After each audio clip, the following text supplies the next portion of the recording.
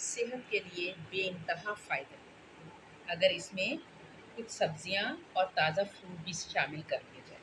तो हम सबसे पहले क्या करेंगे, इसमें डालेंगे चॉप किए हुए खीरे, टमाटर और प्याज, ये शामिल कर लिया हमने। अब इसके बाद हम इसमें जो भी मौसमी फल दस्तियाब है आपको, आम, सेब,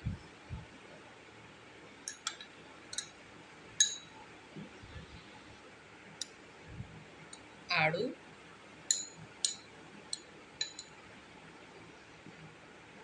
अनार,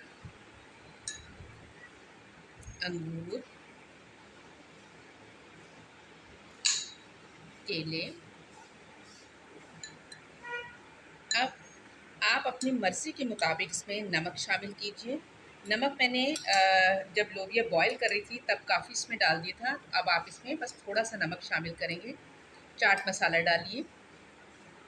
चाट मसाला डालने के बाद अब आप इसमें शामिल करेंगे लेमन जूस और इसको फिर हम अच्छे से मिला लेंगे और फिर इसे खूब मज़े से खाएँगे। ठीक है? ये लीजिए, ये हो गया लाल लोबिया सब्जियों और फलों के साथ तैयार। आप भी इसे खाइए और फिर बताइए कि ये आपको कैसा लगा।